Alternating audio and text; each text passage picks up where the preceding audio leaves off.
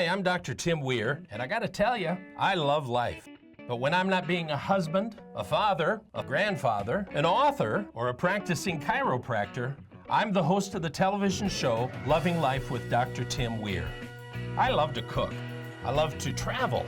I like to spend time with people who do what they love and love what they do. Join me and Elvis for the next 30 minutes as we help you discover how to love life. Hey, I'm glad you're back joining me here on the Loving Life show. It's all about finding things that you love and then love your life even more, those around you. I'm telling you, there's a lot here that you can find. And so we've got some great things in this episode on diet and health. And our next person right up that's coming next is Jennifer at Whole Foods. She's got some questions. If you got some questions, she's got some answers, so I got some questions for her. So let's go talk to Jennifer.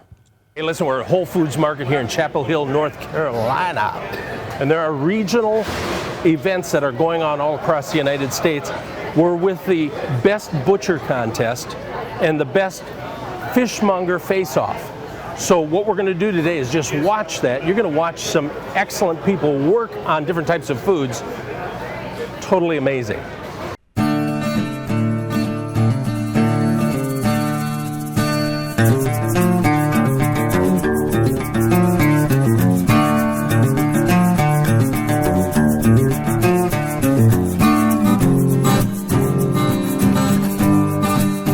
All right, this is only the first round of the Fishmonger Face-Off here in the South region. Adam Biner has won the North Carolina region. We're going to be battling with all of the finalists at the end of June, and the winner will go out to Portland, Oregon to battle all the finalists around the company to be the best fishmonger in Whole Foods Market. Congratulations, man. 4, 3, 2, 1, go!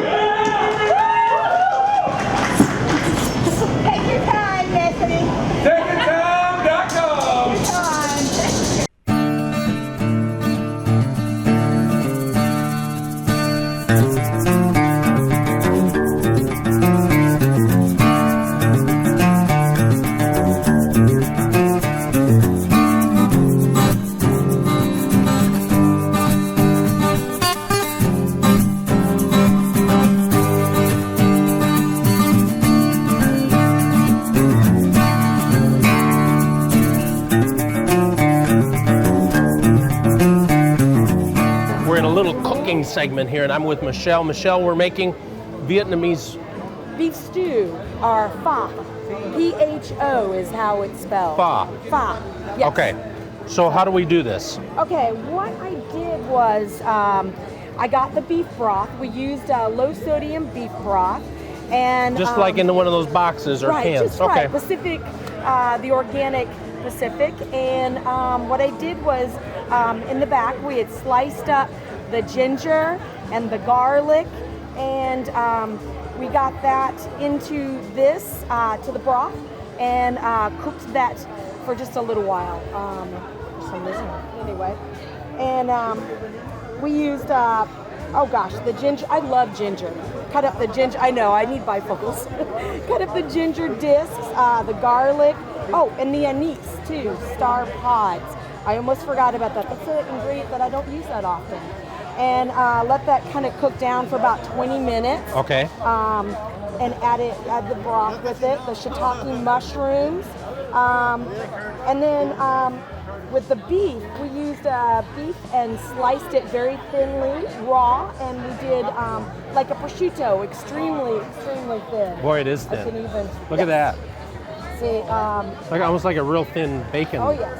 Wow, that is just. Isn't that beautiful? And what I do is so then you put it all together. You assemble it. Right? We assemble it, and it's very easy. You get the broth really, really hot with the shiitake mushrooms in it. So, like, if you were making this at home, you would have all this stuff on the table where everybody's sitting, and give everybody a bowl, and then just go from there. Right. Exactly. So you start with the broth with the mushrooms and everything. Really hot, as you can see. It's boiling. Boiling, and then I'm taking the very thin slices of the beef. Yeah, this is a really great way to have, family gatherings, friends, some nice sake. You just stick it right in there and it cooks it while and it does cook it. because it's so thin, really. Because it's so thin. Exactly. And you just give it a chance. You see how it goes from Yeah, look at that. the bright pink to the kind of dull color. So if you wanted rare meat, you could eat it right away. You could, definitely. My uncle would love that. Definitely. What an easy thing to do, a fun thing to do. I love this. I've never done this before, so it was fun. You learn something new every day. You do. Definitely. That's what the show is all about, loving life.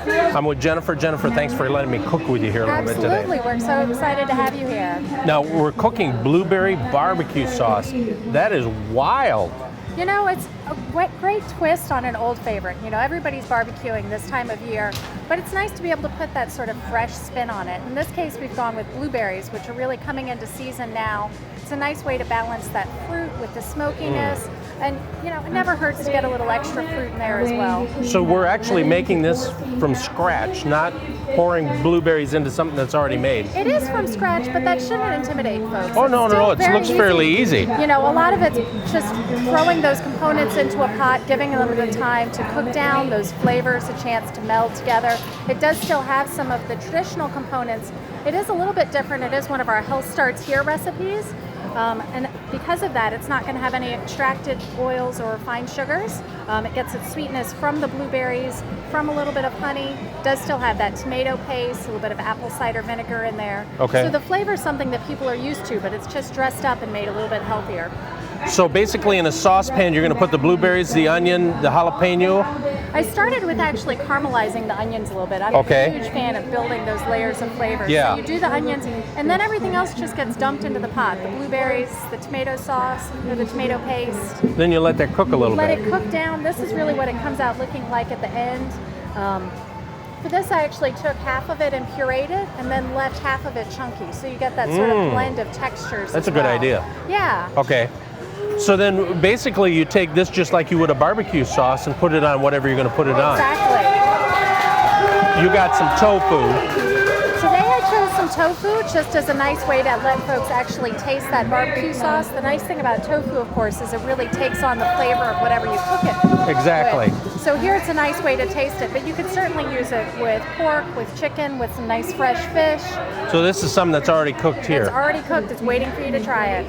Now, would you try this on halibut too? I think it would be great on halibut. I think a nice fresh green salad on the bottom with some barbecued halibut on top. Kind of sweet, and it doesn't overpower the it would be the meat or the whatever you put it on. Yeah. And do you actually come to people's houses and do this, or you just? I don't come to people's houses. I am in charge of the program here in our store, so I hold classes. I do meetings, we do a book club. We're lucky enough that actually all of our Triangle area stores have a healthy eating specialist. So everybody's got somebody like me who's available for cooking, talking about healthy eating, healthy lifestyles. That's really nice, you know that? It really is. It's a wonderful aspect of Whole Foods Market, I believe. So regardless if you're in North Raleigh, Chapel Hill, Cary, California, wherever you're watching the show, you can go to your Whole Foods store and get some advice. Absolutely. Awesome. Thanks for letting me be here today Thank with you. you. We're so happy to have you. Hope you enjoyed that episode at Whole Foods Market. Wow, talk about all kinds of foods. And they're all over the Triangle area. Some great places to go. Learn how to love life even more. Don't change the channel because we got more coming up. Hey, I hope you're enjoying this episode of Loving Life because we're talking about health, fitness, all that kind of stuff, all that good stuff. And what I did is a couple years ago, I went to downtown Wake Forest, North Carolina, and went to Herb Fest. I'm telling you, there's herbs I had never heard of. Let's go join Bob right now and we'll talk about some of those herbs. Hey, if you're looking for something fun to do, you got to keep your eyes open in the newspapers and everything for fun things to do. But I'm actually here at Herb Fest, and I'm with Bob Johnson. Bob, thank you for letting me come and talk to you. Oh, hey, my pleasure. Thanks for showing people about the Herb Fest. You love gardening, don't you? I love herbs, and you know, it's interesting because when we do the Herb Fest, people want us, and even some of our volunteers, they say, it's a plant sale, it's an herb sale, and I go, no, it isn't. It's a lifestyle festival. Yeah. The people that come here are generally looking for answers to how can I live healthier, how can I eat better, how can I feel better. and they tend to be more into the organic type, natural stuff. Right. And I always tell the people when they come, they want to say, a group, I'll eat a bunch of weeds and I'll be healthy. Well, not really, because a lot of those weeds can harm you. Exactly. It's not eating the weeds many times that makes you healthy. It's once you acquire a palate for healthy foods, you no longer want the heavy starches, the salts, the sugars. You modify your intake of negative foods because you change your palate and you have the convenience of having herbs that as you cook, you have a kitchen garden. As you walk into the house, you get one of the little blackberries from a thornless blackberry and you eat it.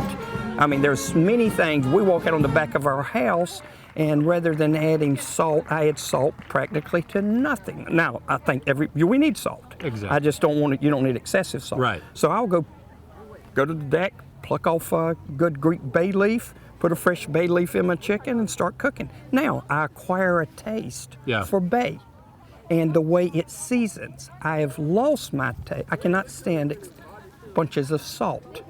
And so it has forced me and my family, when we go to the frozen food counter and you get the prepackaged stuff, I tell you. Well, I think part of the reason we put so much salt in because there's no flavor from spices or herbs or anything else in there. So learning how to do that is so important. That's exactly. Matter of fact, one of the ways we show people is once you start using, say, salad Béarnaise and some of the mints in your salads, and then you, historically, when you would blend in a Thousand Island salad dressing, what you're really doing is tasting the salad dressing, and you've lost all of the herbs and the fresh lettuces, arugula. So you change that, and people don't want to use the salad dressings they use really true. anymore. Yeah. You've been doing this how long? This is the 13th consecutive year of the Herb Fest. But we used to have an herb shop, and we've actually been doing it about 20-some years now. But it's because, as I've told you before, my wife's a physical therapist, and I do electrotherapy, and we've always been alternative. Yeah. And part of the alternative world is nutrition. Yeah. And so we've sort of developed. That's a great place to be. To do. Yeah. Yeah. Well, because if you look at our healthcare in America, we've got people who think they can eat anything, smoke anything, drink anything, and be healthy because they can take some kind of a drug or something later on, and it doesn't work. Exactly. And that's interesting because I have a little pet peeve, and it's not a pet peeve, but a pet theory, because I personally have watched many people with high cholesterol, and they go on a group of drugs, the statins, and then they try to lower their cholesterol, and supposedly that makes them healthy. And the problem I've had with that is cholesterol flows in your body, and it's never an issue until it stops. Yeah. So what is it that made it stop? And I think it's inflammation. Exactly. And a lot of and a lot of the inflammation though it's a chronic inflammation because of the foods we eat. I mean, there is nothing wrong with cholesterol as long as it's moving. It's the stopping that gets it. I've been trying to tell them this for a long time, and they think, it's just Dr. Weir. It's true. What you're saying is it's true. Well, that was, as a matter of fact, for me, because I was taking 10 milligrams of cholesterol, just because 10 milligrams of a statin. Yeah. And I was taking it because you're supposed to. And then Forbes came out and said the next big great medical breakthrough will be we will understand how inflammation is involved in disease processes. And my immediate change was from an 81 milligram aspirin and 10 milligrams of statin. I immediately went to a regular aspirin, 324 milligram tablet, and I've cut my statin to 5 milligrams with the intent of eliminating the statin completely. But it's that inflammatory response. It's called, I think, it's causing the issues. No doubt, no doubt. You're right on the right trail. The people are dying to learn how do I incorporate these into my life. Right. And again, they're not buying plants; they're buying solutions Lifestyle changes. and that's what they like. Oh, you mean I can grow fresh bay 365 days a year? Yes, you can, if you protect it from the wind. Yeah. You know, so there's little secrets that they like to know about. You're awesome. Thank man. you very much. Looking forward to talking to you more. Thanks. Did you know that there were that many herbs in the world? And I'm sure there's a whole lot more, but they're so cool to go there and see all the herbs that they have. You can go April 28th through the 30th, downtown Wake Forest. That's coming up in April, so put that on your calendar right now. Don't change the channel because I got more coming up. Did you know that your body does all of its healing? I said all of its healing when you sleep. So if you're not getting any good sleep, that means your body's not healing, and pretty soon you're going to start breaking down. There are a number of things that go along with sleep apnea and snoring that are directly correlated.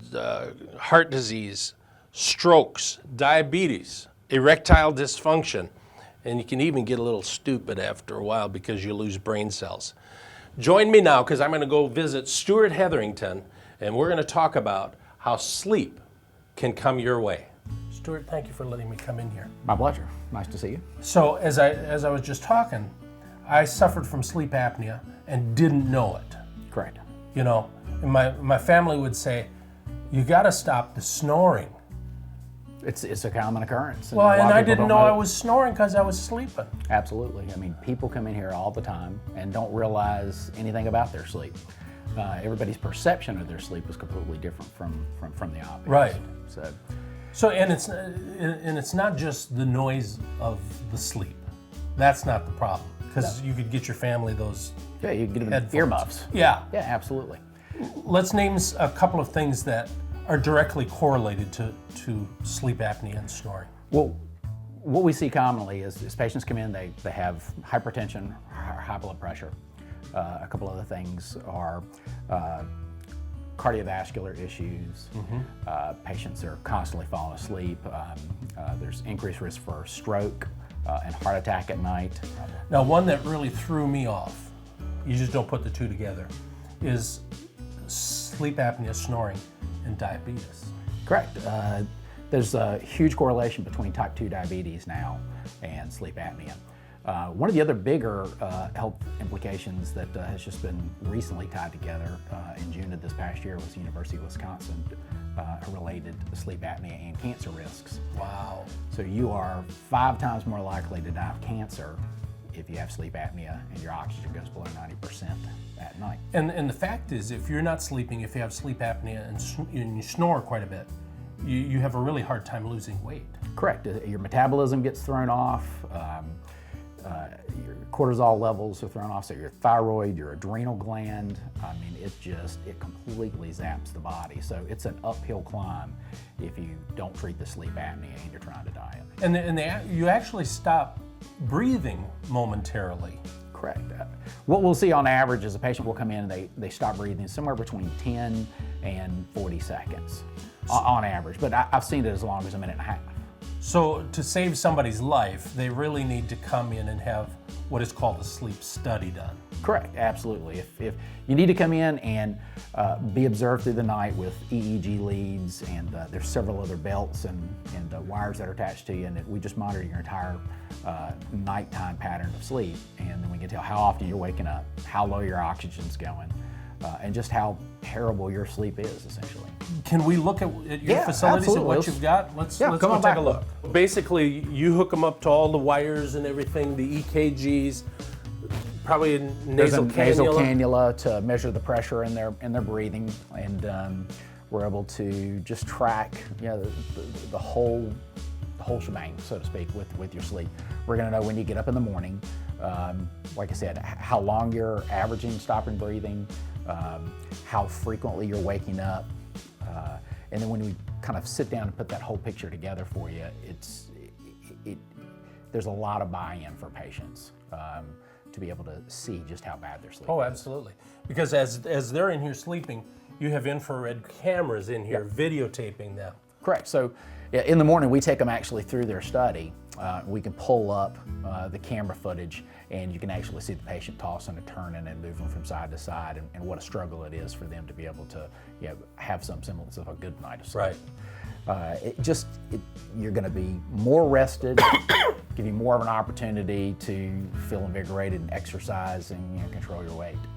Huge.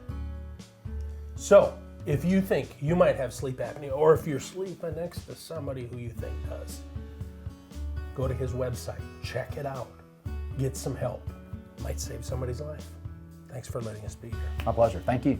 So if you have trouble sleeping, I want you to call Stuart today. Make an appointment. Let's get this checked out. Let's get you healthy once again. Don't change your channel. We got more coming up. I hope you enjoyed this episode of Loving Life. I hope you realize that your health is your responsibility. It's not your wife or your husband, your preacher, your teacher, your mother, your father, your sister. It's your responsibility. So however you eat, that's your responsibility. That doesn't mean you necessarily have to eat everything from whole foods, but you have to eat good, healthy things for you. If you're interested, I do a nutrition workshop here at the office once a month. Call my office and ask them when it is and reserve your seat. That number is 919-790-1332.